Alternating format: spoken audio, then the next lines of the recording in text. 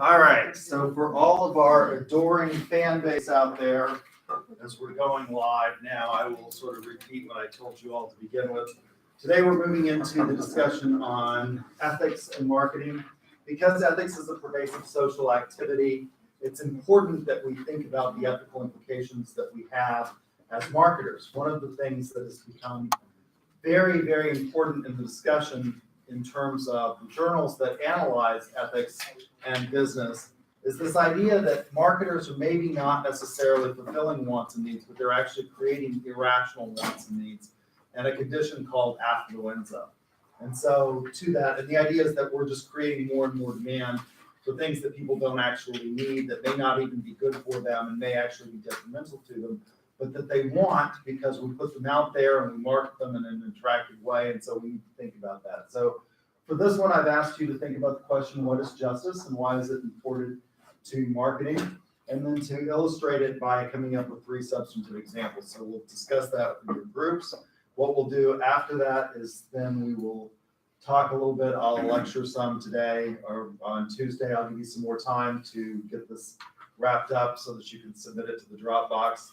But let's see, we've started over there, we started over here. I think we started in the middle one time.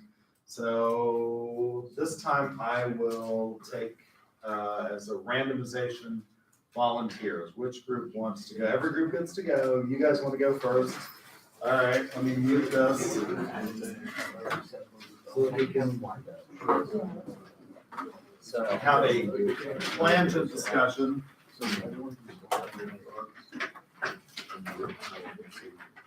Again, each group should have, everybody should have some small part to contribute to the discussion. I put it on the Dropbox, and I did update the due date, by the way, for the Dropbox on there while I went down the hall. So in the larger classes, what I say is rotate your spokesperson and have one person come up and talk. But this is a small enough class, so everybody can do some part of it. So let's see, what's the group name again? Fortis.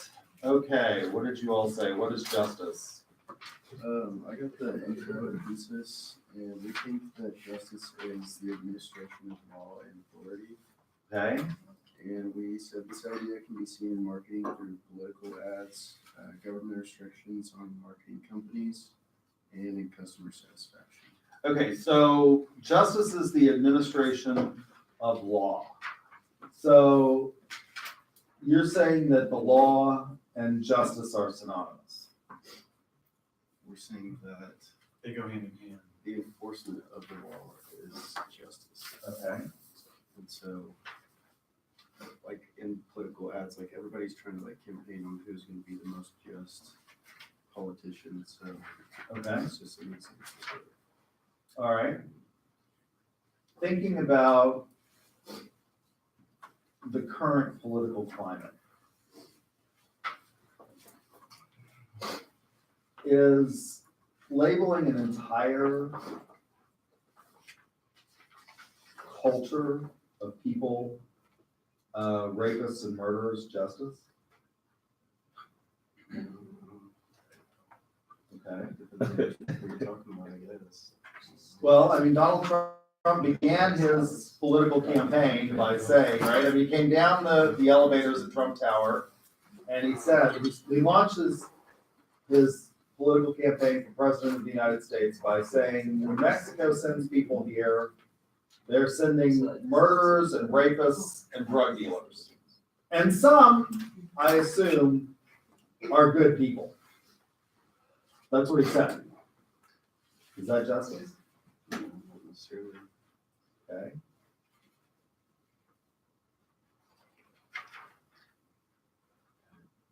I'm not disagreeing that the law is important, but could the law, who makes the law? The government. Okay. How do we get the government? Okay. How do we get government? That would be when everybody comes together and decides who we want to lead us. Okay. So we get government by coming together and voting and deciding who it is that we want to be president and senator and congressman, and they make the laws.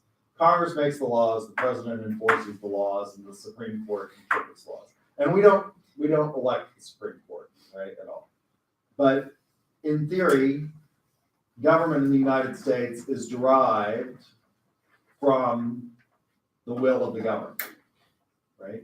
That's how we get government in the United States. How did they get government in Great Britain? Who is the sovereign in Great Britain? In the United States, the people are sovereign. Who's the sovereign in Great Britain? The Prime Minister is the head of government, but not the sovereign. The Queen is the sovereign. So, in theory, all sovereignty flows from the embodiment of the Queen. Isn't that a stupid idea? That one person is sovereign? Okay. So what are your three examples? Let's go ahead and we'll have to flesh this out. I'm not saying that you're wrong. I'm just asking questions here. I had the first example of the political. Okay, political. I talked about, or I wrote down about Donald Trump. Okay. One example was when he was campaigning to be president. Yeah, Mexico was paying for the border, Okay. and now that he is president, all of a sudden he's campaigning that we're paying for it. He's trying to raise money through the U.S. to pay for it. Okay. And is that just? I wouldn't think so. Well, I mean, people can change their mind, can't they? I mean, maybe we need a big, beautiful wall. A big, beautiful, maybe we need it. That's what he says, big, beautiful wall. With a big, beautiful door.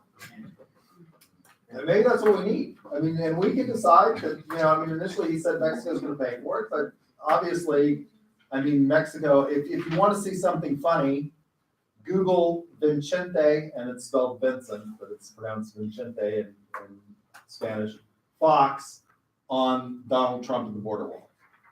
And if you Google it, you can get the non-bleeped out versions. The versions that they show on the news are the bleeped out versions. Vincente Fox used to be president of Mexico, and he says it's very interesting to see, he does this whole skit. The former president of Mexico is standing there with this little paper, and he says, "You want to build a $20 billion wall that can be defeated by a $20 ladder." And it's an interesting. You should, but maybe we decide we need a big, beautiful wall. Walls work. They worked. The Great Wall of China worked, didn't it? I think. I'm not an expert on Chinese history, so we can decide we want to pay for the wall. Yeah. Maybe we want to. I think because he's saying he's going as a GoFundMe, it's your choice to donate or not. Okay. So he's not forcing you or taking half your paycheck to force it or to pay for stuff. It's up to the person whether they want to donate or not. Okay. Maybe we need that wall. Okay. What else did you have? So in terms of the political, just the wall, or did you have anything else for that? Yeah, that was just fine. Okay. All right. What's the second example? You have the government restrictions on businesses. Okay, government restrictions on businesses. We generally think that the government should protect us from certain things, and so the government restricts. What kinds of restrictions can you think of? The government has? I want to talk about restrictions between businesses, to keep the balance between the small businesses and the big businesses. Okay. And also to the customers. Okay, so there's a couple of ideas though that are really interesting. So you've got government restriction on the business, and one of the ones that you highlight is a restriction on free trade. And so we have something called the Sherman Antitrust Act, which prohibits monopolies, except in very limited instances, like utilities, right? You can't be so big that you have a monopoly on the market, because the idea is that then you have so much power, like Standard Oil did when they would go in and close down other oil companies, that you could then gouge the consumer. That wouldn't be fair. So we have this idea of capitalism, but if you had a completely capitalist society, you wouldn't have any restrictions on trades, and you could have monopolies that developed over time, and that might be a bad thing. So government protects us from that. So we have a restriction on monopolies, and what else? And also restrictions on some materials that the businesses can use. Okay. There are some materials that. Right, so one of my first jobs here at UCO was as the adaptive services coordinator for the university, which meant that I accommodated all the students with disabilities. And one of the students that I had, I won't tell you his name, so I can tell you the story without violating student privacy. He came in and he had a disability and he was going to school here. And I just, sort of asked him about his life goals. And he said, well, I want to go into medical technology because I've developed a cure for cancer. And I said, what's the cure for cancer? And he said, it involves a toaster oven and a ray gun. No joke. Yeah. So he's got this idea that he's going to develop a cure for cancer with a toaster oven and a ray gun. I sort of ended the conversation at that point, but you can't just wire together your laser pointer, right, and a power source and say you're going to cure cancer and throw it out there on the open market, can you? If you do that, what happens? Yeah, the FDA comes in and says, no, you cannot sell, the toaster oven and the ray gun as a cure for cancer. No, you have to go through, in order to do this, you have to do what? Yeah, you have to go through a scientific process of analyzing and trying it out. Drug companies can't just put together, talcum powder and lint and tell you it's going to be the next cure for cancer and sell it in a pill form, can they? And you can't do that, right? So you can't. So you're right. I mean, we've got government that restricts monopoly and sales and regulates all kinds of things. So I think that's an example of how obviously ethics play into marketing. You can't just sell anything that you want. In a completely free market, in theory, you could, right? And that would be you letting the market determine whether or not a product. After a few people died of the toaster oven and the ray gun cancer treatment, maybe people wouldn't buy it and they'd go out of business. But we say, we don't want people dying from the burns that result as, hooking up the ray gun. And I don't even know where you get a ray gun. But no, we're not going to let you do that. Okay. All right. What's your third example? If everyone's going to be customer satisfaction and making sure everyone's treated just and fairly. Okay. And so, you see it a lot in a lot of companies, customer service, or just someone has any issues with any products and they come in, if it's defective or something, and they get it replaced. And even I know Beats, if there's something wrong with the headphones, you can send it back. Or like OtterBox, if your phone breaks when it's in the case, you need to send it back and they'll replace everything. So it's just making sure the customers are treated fairly. Okay. Treated fairly. So you said just and fairly. So we're looking for the definition of justice. What is fair?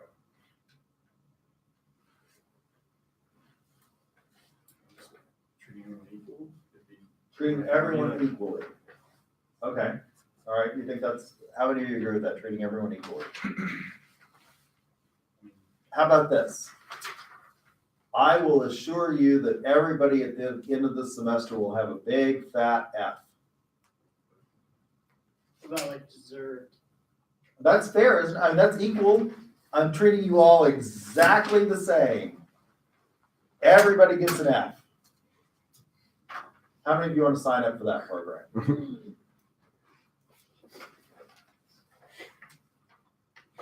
I don't see any hands flying up. No? Okay. So what else is fair? It's not treating everybody equally. What's deserved? What's deserved? How should we determine what's deserved? How much work you put into something? Okay. If you don't show up to class, don't do your work, then obviously you deserve that. Okay, so maybe it's not equality of results, it's maybe equality of opportunity, right? So everybody has an opportunity in here to earn an A, a B, a C, a D, or an F, right? I'm not going to arbitrarily assign grades by giving everybody an F, but I'm gonna give you all the same opportunity. How do I do that? How do I give you the same opportunity? I give you the same, everybody gets the same, I don't say, this group up here, you get a special assignment where you get to, you're, instead of for this little project, you're not gonna come up with a 5-paragraph essay, you're going to come up with a 50-page paper on this topic. And everybody else can do the 5-paragraph essay. Would that be fair? No. Might be good for you. You might not like it, but it may be good for you. 50 pages, and that's a lot, right? Right. But it'd be a good learning experience. They'll know, okay, so I give everybody the same amount of time. I give everybody, you all have to do 5 paragraphs, you all have to do it in a group, it's all due at the same time, and it's all gonna be evaluated sort of the same time. So maybe it's equality of opportunity. Not everybody's gonna get the same grade, but everybody has the same opportunity. Anybody can log onto YouTube and see my brilliant lectures. Anyone can come to class or choose not to come to class, it's your choice. And you have the same opportunity though. Is that fair? Okay. All right. Okay, what else? What'd you come up with for your conclusion? So, justice in marketing applies to an ethical behavior perspective to individuals in a society. Okay. Because So you have, go ahead. just because marketing is all about like the individuals have to like the product to see they want to purchase. So I think there's a lot of interesting things there that you recognize that, first of all, there is an individualistic aspect to justice because society is composed of individuals, right? Society is basically like a big version of the individual. You think, and that's what Socrates does in Republic, is he says, well, let's look at the aggregate, because maybe if we can figure out the aggregate, if we see things in bigger scale, we can figure out what's justice for the individual. So there's that. And then it also relates, I think, that it relates to society, how we deal with one another, the obligations that we owe, not only to ourselves and maybe our close kin group, but also to people that maybe we don't have. So what are some of the obligations as a society in marketing that you owe to other people? How do you use your product? So you buy a car, it's your car, you own it, but you owe some obligations to even people that you don't know, like what? That's marketing. It's involving yourselves in transportation and logistics and the market by buying a car. But can you go zipping through the parking lot at 85 miles? I see you do this, by the way. As you're coming in from my 8 o'clock class really late, you're zipping through the parking lot. Oh, nobody's here. Just run. Don't go down the aisles. Just zip right across the parking spaces. But in theory, like, you should do what? Should you drive at 80 miles an hour through the parking lot? Slamming on your brakes into a parking spot?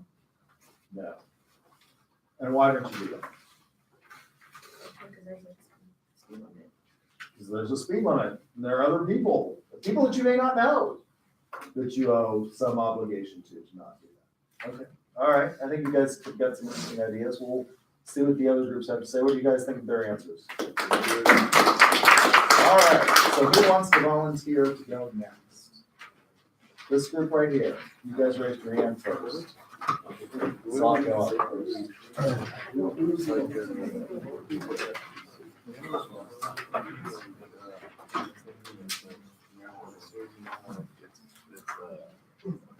State regulated, but that making subsidiary. Okay, which group is this? I was thinking about others. The what? Just like become state. Formidable sellers. Yes. Yeah. All right. Okay, justice in marketing is respecting our consumers who invest in our product. We stand for integrity in how we represent our business. Exceeding our expectations to our audience is a major goal that keeps us striving for success. In order to have justice in marketing, we must represent ourselves in genuality, defining our label in individuality, and respecting our consumers' input. All right, you got a lot of stuff there. Wow, Oh, that's a big piece of statement. So let's start with respect. What does it mean to respect? Well, like everyone has their own opinion, so not receiving it as criticism, like, positive criticism, don't see it as them attacking. Okay. Um, All right, so everybody has their own opinion. yes, Are all opinions equal? everybody's opinion is equal. Really? Freedom of speech. They're all equal. All opinions are equally the same. No. Because like if the president gave an opinion and then a homeless person gave an opinion, might think, Trump's opinion is a little more valuable. Okay. We have a tendency to respect formal authority figures. So maybe that opinion is a little bit more valuable. Let's suppose one person has an opinion that says that we should cure cancer through science. And science shows that, the way we should go about attacking, for example, lymphoma or something like that is through chemotherapy and radiation. And someone else says, I've got a toaster oven and a ray gun that'll cure cancer. I'm big on the toaster oven and the ray gun. That'll cure cancer. Should we respect those opinions equally? Let me turn that off. You didn't even want to finish. You what? You didn't even want to finish. You didn't even want to finish the conversation with your student. They didn't respect what he was saying.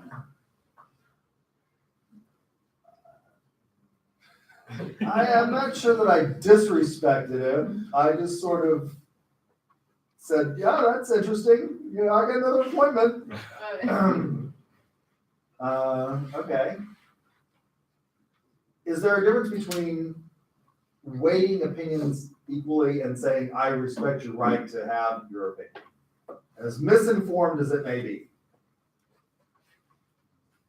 So allowing people to have their opinions rather than trying to force your opinions on them. That may be part of it. Yes, I think we should, consider it. Okay, so not all opinions are necessarily equal, but we should at least allow people you can have whatever opinion you want. I mean, as ill-informed as it is, we're gonna say, I disagree with you, and I respectfully disagree with you, but I respect your right to hold your opinion. Okay. What about integrity? What is integrity?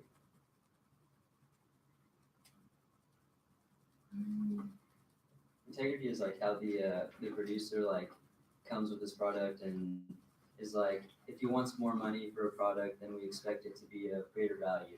And if they don't want as much money, then we expect it to be lower value. Okay, now that's an interesting idea because lots of consumers say this. They equate quality with price. That they use that as a heuristic for price. A lot of people say that. You think that the higher the price, the better the quality. Is that always true? No. Can we think of an example when it's not true? Okay, you've got, The Fire Festival. huh? Have you heard of the Fire Festival? The Fire Festival. What's the Fire Festival? So it was Fireman Festival? Or? No, it was a festival that was supposed to be in the Bahamas. It's supposed to be really luxurious and all that. And did nothing, just beds on the sand. They didn't have anything they promised. Okay, so this was just I think it was a modern day Woodstock, probably. right? You all have heard, I know this is really ancient history for you all, but some of your parents or maybe your grandparents remember Woodstock. All these people showed up in a field in Woodstock, New York, and they had a concert and sort of a love fest and a protest, the Vietnam War and all of that. And so this was a sort of modern day Woodstock. You're supposed to go to the Bahamas. Is that what you said, Bahamas?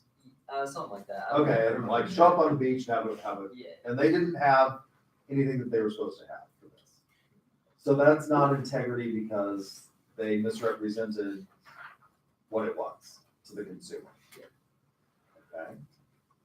So a component of integrity then would be what?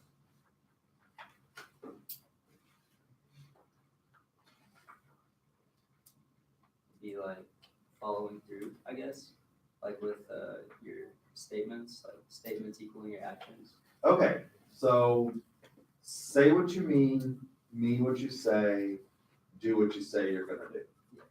Okay, all right. So I guess honesty is a component of that. Yeah. And maybe sacrifice, doing what you say you're gonna do. And it's easy to take somebody's money and give them a shoddy product. That's easy, right? It's more difficult to give a good quality product, a good service. So say what you mean what you say what you're gonna do what you say you're gonna do. Honesty. Good faith and fair dealing, that's a term that is embedded in the UCC, right? In all sales of goods under the UCC, there is an expectation that you will engage in good faith and fair dealing. That you're not trying to hold something back, not trying to scam somebody, giving them what they say that you do, okay? So honesty is a component of integrity. What else would be a component of integrity? You say, they can't necessarily be the same thing, one and the same. We've got to sort of flesh out honesty. What does honesty mean? Well, that means telling the truth, I guess, right? What else is a part of integrity?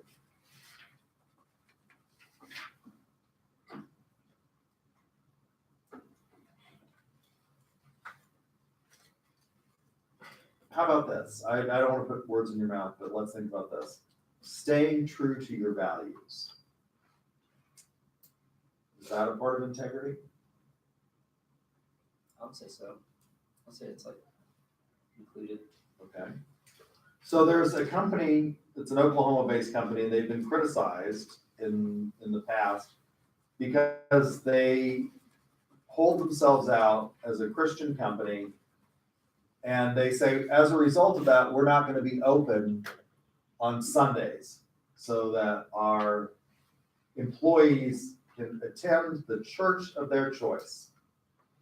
And some muckraking reporter found out that why their stores were in fact closed on Sundays, but their warehouses and their transportation distribution system weren't.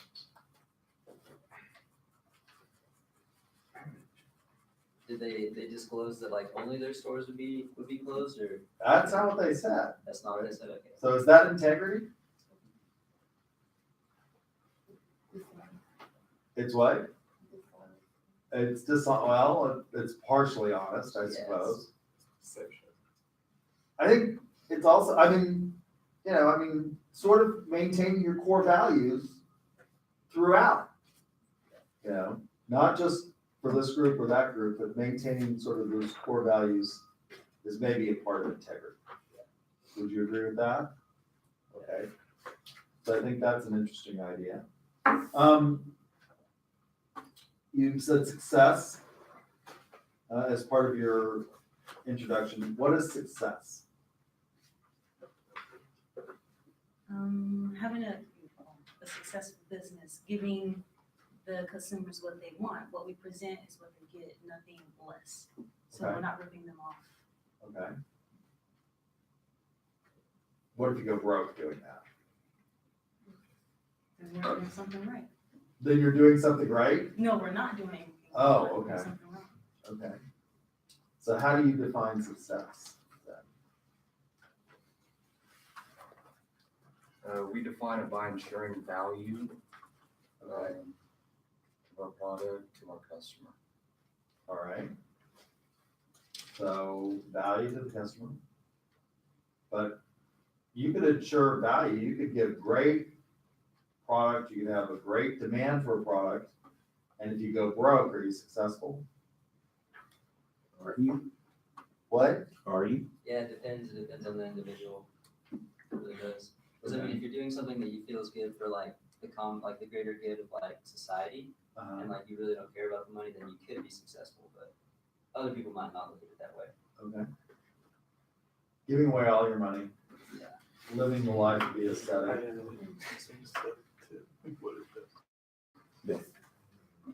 Becoming Mother Teresa. Why are you all laughing? Is that not worthy goals? Bill Gates has said he's gonna give away most of his money by the time he dies, and he's doing a good job of it, isn't he?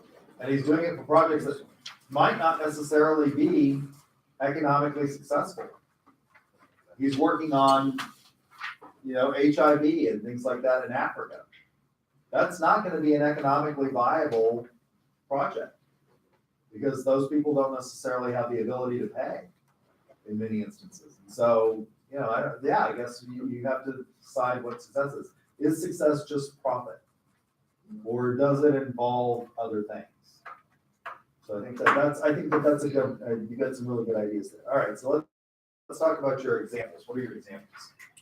Okay, so for our first one, from the producer side, we said that respect and justice to give quality and authentic services to show integrity to the consumer and give them the valued product or service that they pay for.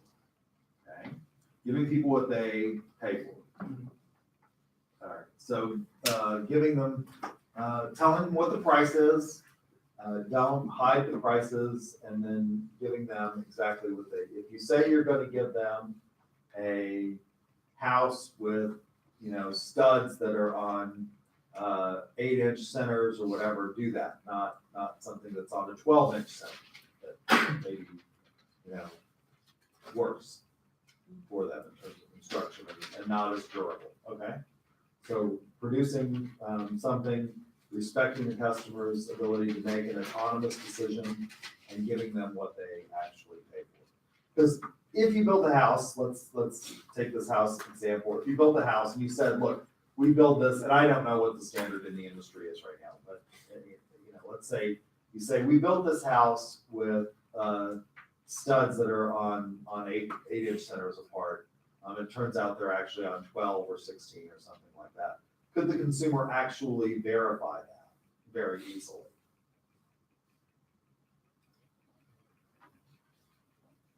Where are the studs generally? Yeah, I mean, if you like cut a hole in the wall. If you cut a hole in the wall, I guess if you get a stud finder, you go across the wall to see, oh, wow, this is a 16-foot center.